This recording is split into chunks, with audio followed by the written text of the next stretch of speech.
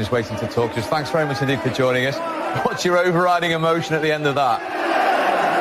I think we were just exhausted. We put so much into this game, and getting pegged back twice, it's hard. And we're playing against a good team that are in a good run of form, but these boys just don't know when to give up, and we showed that again. Big Divock comes on, scores another late winner, and we get the win. And this is it's so important at this end of the season, and that's us on 94 points, an incredible tally, and we knew we had to take it to the last day, and we've done that at least. What is the adrenaline rush like when you see that ball from Origi go in the back of the net at that stage of the game, at this stage of the season? Relief, and it was just, I think nobody really knew what to do. Fantastic header, flies in the back of the net, and we all just get together and celebrate. You can't really celebrate in front of our own fans, they're miles up there, so it was just about celebrating together. And then we need to get to the final whistle, because we knew there was a lot of time added on because of Mo's injury. We hope he's okay. It didn't look too good, but hopefully he's okay. And we had to dig deep. We took Dejan off because we were going for the win.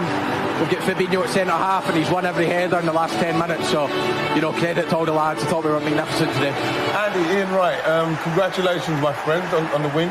I just wanted to say, Andy, was there any time during the game when it was 2-2 where you started to think you've come all this way and it looks like it may not happen? I honestly think any normal team would, yeah, but from what we've been through this season, we never say never. And, when Mo went down, the game kind of went a bit flat afterwards. In the next 5-10 minutes, we struggled, and they were putting the balls up, but nobody was really creating anything. But we knew we just needed one chance. That's all we needed. We knew a set piece, they're weak at set pieces. We looked at that. Shaq, we know, has got a great delivery. He's put it right on a play, and Dee's put it on. But I wouldn't say we doubted ourselves, but the longer the game on, we think, is it going to be? But, what we've been through this season, we always believe, and luckily we show that again. Brilliant.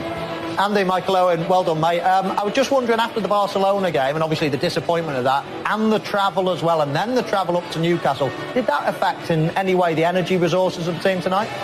We had to change our plans a bit. We always stay over after Champions League games, so we stayed in Barcelona Wednesday, but we would usually travel up here the day before, but we travelled up this morning because being in our own beds and stuff like that makes a big difference, that when you've played football yourself. So, we changed it a wee bit, and maybe it did, but that's why we've got fresh legs like Divock and Shaq to come on. Trent was fresh, so, the lads produced, and the lads that weren't so fresh just had to dig deep, Virgil and Hendo and things like that. We just had to dig deep. We know what we're fighting for. We're fighting for this club, and we're fighting for something that's not been done in a very long time. So, if that's not worth the cause, then I don't know what is. And dig deep you did. Well done, Andy, and good luck next weekend. Thanks very much indeed. Thank you very much. Thank you.